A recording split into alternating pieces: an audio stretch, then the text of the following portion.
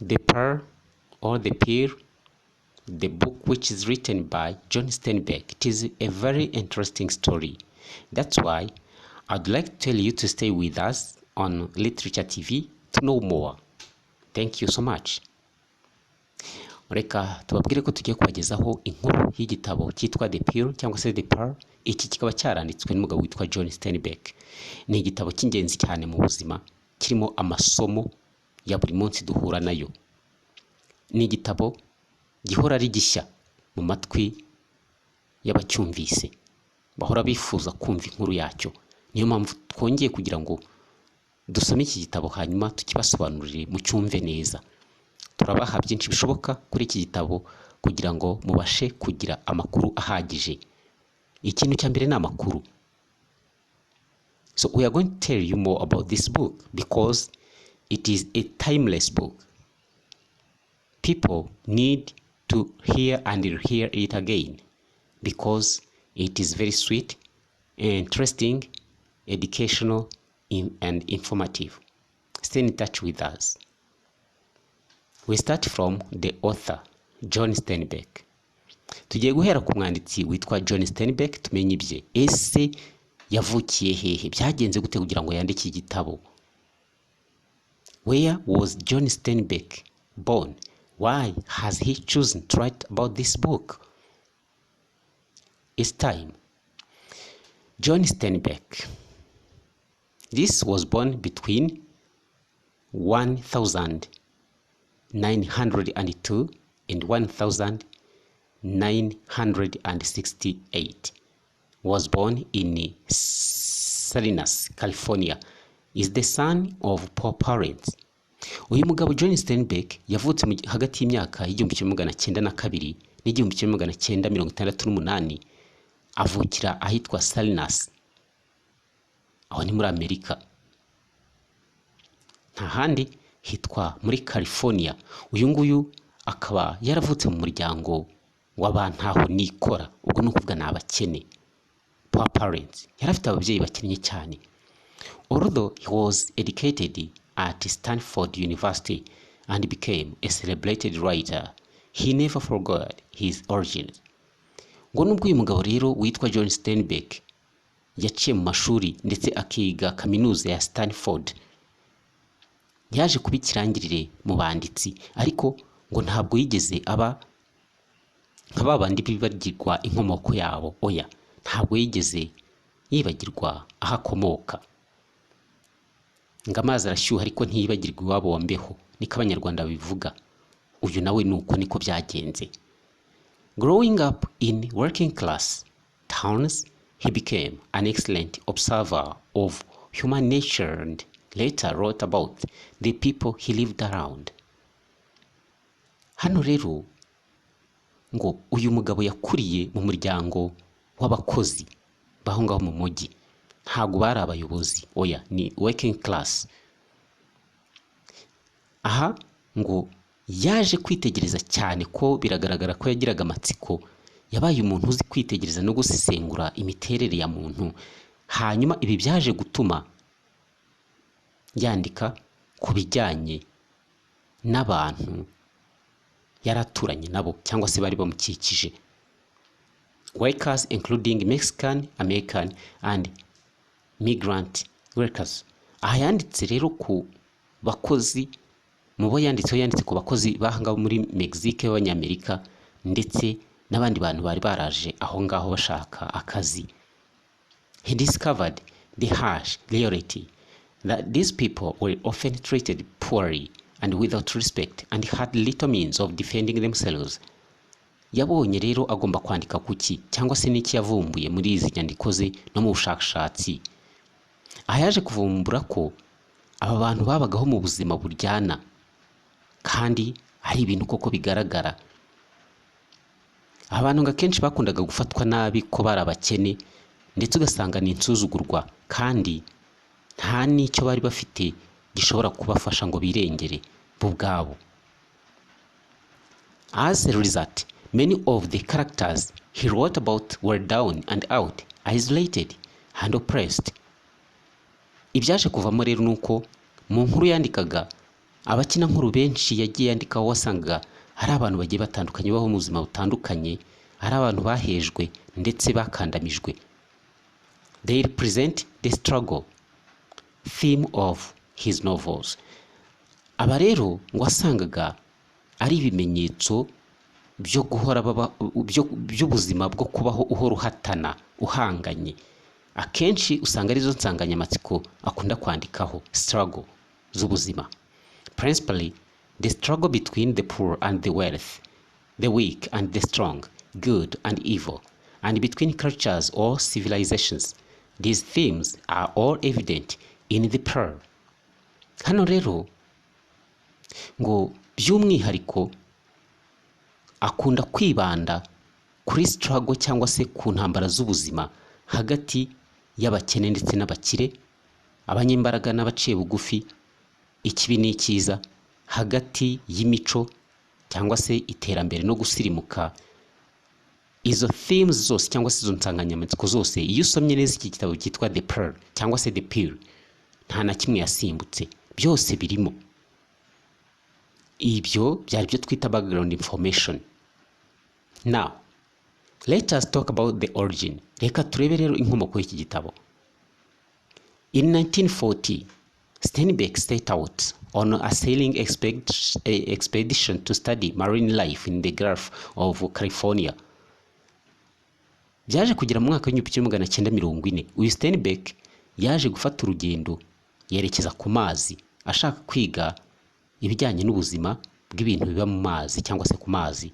Aho ngaho hari mu bunigo, niba ariko ndibuze kwita, cyangwa se mu migezi ya California, hoping to find universal patterns in marine species that would help him understand life in general. Aha ngo yari afite icyizere cyo kureba uburyo mu buryo rusange ubuzima bw'ibintu biba hariya kuri bw'ibinyabuzima biba hariya aho ngaho mu mazi nyine, nk'uko twari tumaze kubivuga, bishobora kumufasha gusobanukirwa neza ubuzima muri rusange. During this trip, Steinbeck heard about the legend of a Mexican fisher boy who had found an enormous pearl that had brought him much misery. Aha rero ngo muri uru rugendo rwe uyu mugabo witwa John Steinbeck yaje kumva inkuru y'umunyabigwi. Uyu nguyu akaba yari umurobyi, umwana w'umuhungu mutoya. Uyu ngo yaje kuvumbura isaro, the pearl, rinini cyane ritangaje. Ariko mu by'ukuri kubera ko the pearl cyangwa se the pearl ari ikintu gihenze cyane, we ngo aho byakamubereye ibyishimo no kugira ubutunzi no kwiyambura ubukene ngo abutere ishoti, ahubwo byabaye umwaka kuri we. Ibi byamuzaniye ubutindi cyane bukomeye. Steinbeck developed this legend into the novel The Pearl.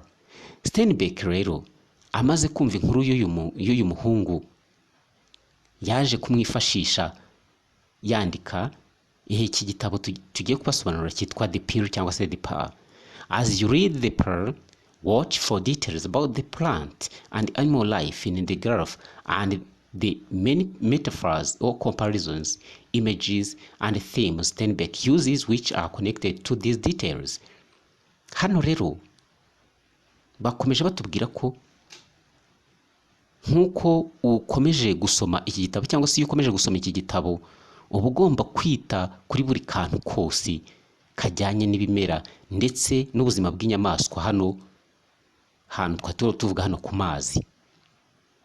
Bityo rero ngo urongera muri iyi nkuru cyangwa se muri iki gitabo ugasanga yagiye akoreshamo ihwanisha cyangwa se igereranya, agakoresha imvugo zishushanya, hanyuma akongera agashyiramo n'insanganyamatsiko zijyanye n'ibyo. Reka turebe. Ahanga twa tumaze kubona origins cyangwa se inkomoko y'iki gitabo uko byagenze kugira ngo uyu mugabo John Steinbeck agire igitekerezo cyo kwandika iyi nkuru ya The Pearl. Reka turebe setting. Setting nta kindi nicyo twita time and place where the event take place. Donc no kuvuga ngo ni igihe ndetse n'ahantu inkuru ibera. The events of The Pearl take place sometime around the 1900 on a estuary or a mouth of the river somewhere on the coast of Mexico in the town of La Paz. Hano rero baratubwira ko ibikorwa bibera muri iyi nkuru yitwa The Pearl byabaye mu myaka bagereranyije ni mu 1900. Ahangaha rero kubera ku mugezi ahantu muri Mexique hari mu mujyi wa La Paz. On a map, the long peninsula which descends from California is called Baja California. Iyo urebye rero ku ikarita usanga hari ahantu ureba hamanuka uturutse muri California hakaba hitwa Baja California. It is a part of Mexico and is separated from the rest of Mexico by the Gulf of California, also known as the Sea of Cortez. Hanyuma rero ngo ni agace kamwe ka California kakaba gatandukanijwe n'utundi duce twose twa Mexico n'uyu muyoboro w'amazi niba ariko ndibuze kubyita Gulf of California. Hanyuma nanone hakaba hazwi nk'inyanja ya Cortez. Noneho se reka turebe historical background. Aho ngo tumaze kubona igihe n'ahantu iyi nkuru ibera, reka rero turebe historical background and social culture. Ese iyi nkuru yacu yabifitanye isano n'amateka? Nibyo koko, reka turebe aho iyi nkuru ituruka mu mateka ndetse turebe no mu mico ya society bimeze bite. At the time the story takes place, the Indians of Mexico had already been under the domination of people of Spanish descent for 300 years.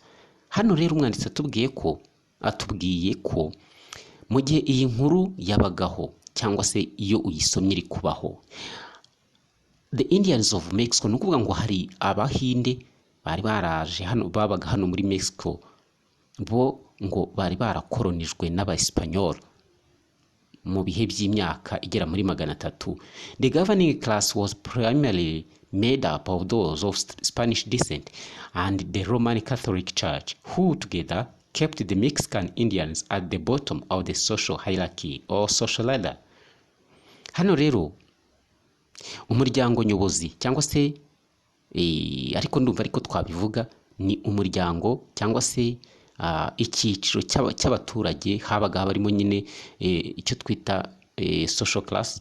Donc hano harimo rero ngo umuryango nyobozi cyangwa wavukagamo abayobozi mbere na mbere ugombaga kuba ugizwe cyangwa se wari ugizwe n'Abaespanyol ndetse n'ababakomoka, ni ukuvuga abakomoka ku Baespanyol nabwo n'Abaespanyol ndetse n'Abakatolike b'Abaromani basengeraga nyine mu rusengero, ni ukuvuga Roman Catholic Church, ndetse n'abari bari mu nsengero z'Abakatolike z'i Roma. Ubwo ni ukuvuga Abakatolike muri make, Abaespanyol ndetse n'Abakatolike b'i Roma.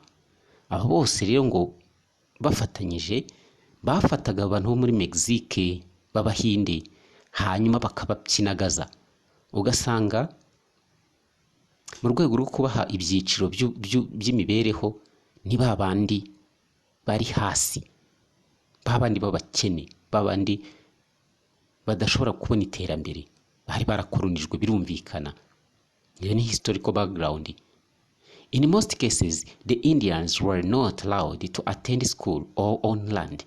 Aha rero ngo inshuro nyinshi wabonaga ko aba Bahinde batagombaga gusunutsa ubuzuru cyangwa se batagombaga guhirahira ngo batunge icyitwa ubutaka cyangwa se ngo bakandagize ikirenge ku ishuri. Reka da, urumva niba abantu bari barahejwe mu mashuri ndetse barahejwe no ku burenganzira bw'umutungo w'ubutaka muri icyo gihe, ni ukuvuga ngo ntaho bari muri make. Keeping people uneducated and dependent keeps them oppressed. Kuba rero aba bantu barakinagazwaga bakaguma ari abantu b'injiji ndetse bagahora basabiriza icyo bakeneye cyose, ibi byatumaga bahora ari abantu bakandamijwe. Although Spanish culture and Catholic rituals were forced upon the Indians, they fiercely held on to many of their spiritual beliefs, cultures, and customs of the various tribes. Rero ngo nubwo aba Bespanyolo ndetse n'abakatolike bagerageza guhatira aba Bahinde imigenzo yabo kugira ngo bariyo bakurikiza, Abahinde bihagazeho kubera yuko bo bahamaga bakurikiza imyemerere yabo y'umwuka ndetse bashingiye no ku muco no ku migenzo, bagendeye ku moko menshi babaga bafite. Ni ukuvuga ngo buri bwoko muri abo Bahinde bwabaga bufite uko bwemera. Nta mpamvu yuko bagombaga kwemera iby'Abasipanyoli ndetse n'Abakatolike ngo nuko babakolonije. Ahangaha barwanya umuhenerezo, banga kwemera iby'aba bantu. Reka turebe style. Ese mu kwandika iki gitabo uyu mugabo yakoresheje izihe strategy cyangwa se ubuhe buryo? The Pearl is a short novel or novella which is told in the form of an allegory or parable. Hano rero style uyu mwanditsi yakoresheje iyi ngiyi ngo iyo urebye usanga ari inkuru ishushanya ifite igisobanuye, parable cyangwa se allegory. Ni nka nimorphamu. A short simple work with a little dialogue illustrating a lesson or a large truth, often on the subject of good and evil. Ngurebye inkuru ni ngufi kandi iroroshye kuyumva, ariko irimo ibiganiro bikeya. Aha rero simple work with the little dialogue illustrating lesson, ariko iyi nkuru ngo ifite isomo yigisha, igaragaza ukuri kwinshi cyane cyane ku bijyanye n'ikibi n'icyiza. In a parable, good and evil are clearly defined. Hano rero muri iyi nkuru ishushanya ikibi n'icyiza ni ibintu bisobanurwa neza cyane mu buryo bugaragara. Everything is black and white. Buri kintu cyose usanga ari umweru cyangwa ari umukara. Where are no shades of gray.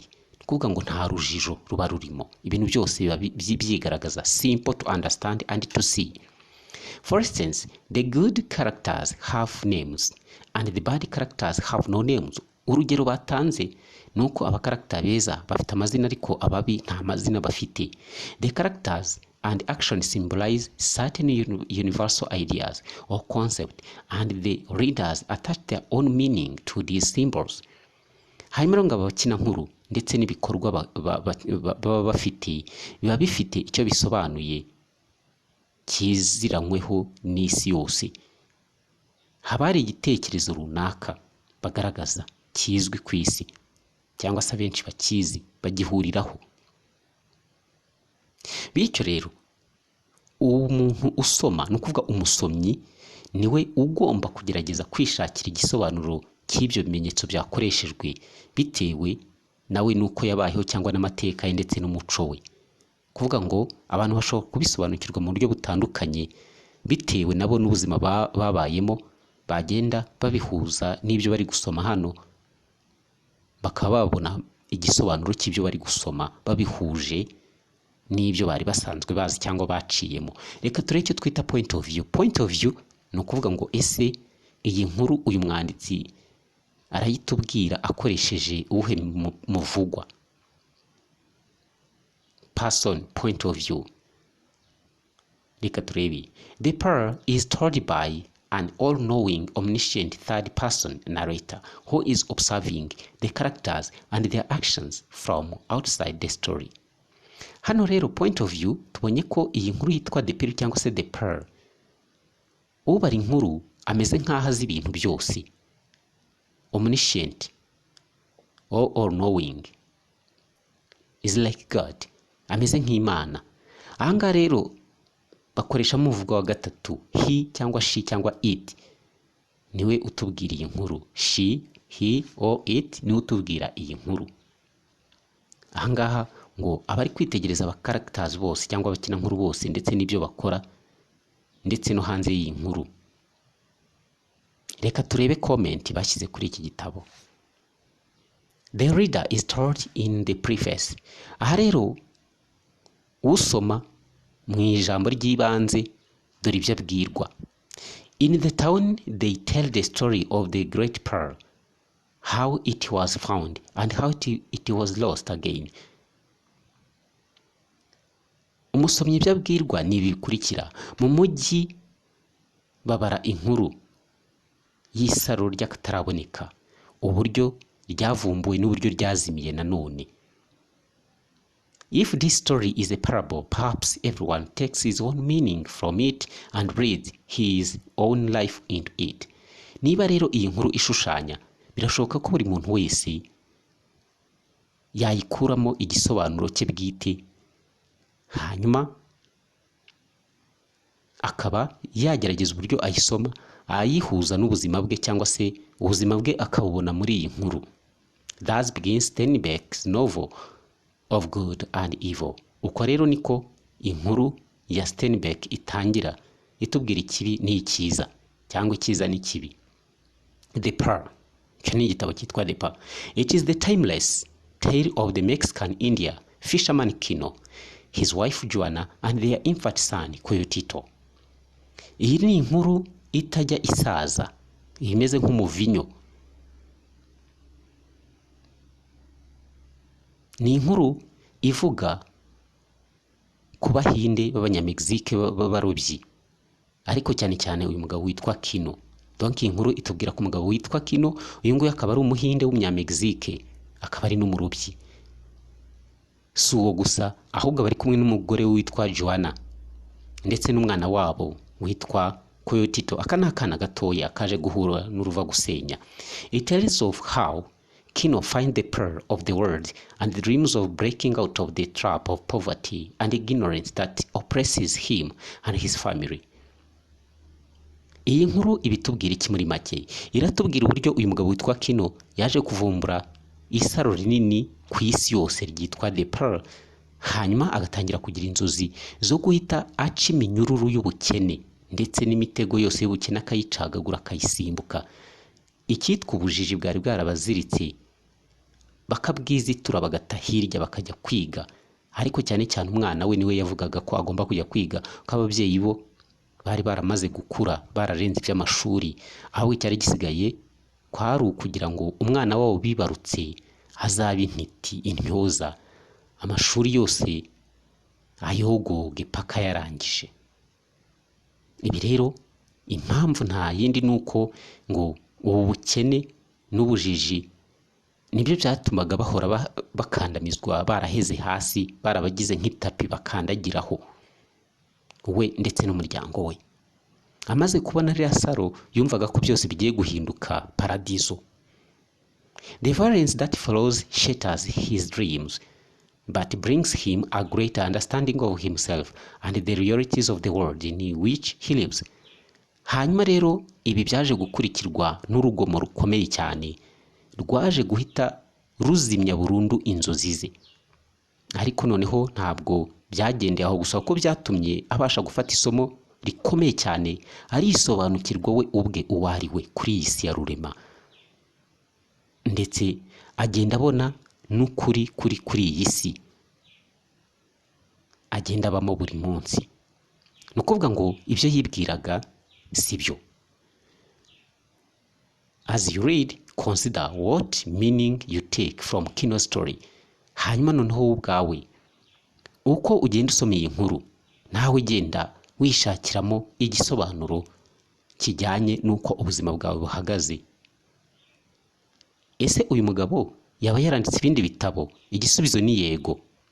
The other novels and books that this man has written will give you examples. Hano dufite igitabo cyitwa Tortilla Flat, yacyanditse mu 1935. Icya kabiri The Red Pony 1937. Of Mice and Men 1937 nanone, kuvuga ngo yanditse ibitabo bibiri muri uyu mwaka. The Grapes of Wrath 1939. East of Eden 1952. Hari n'ibindi byinshi yagiye yandika.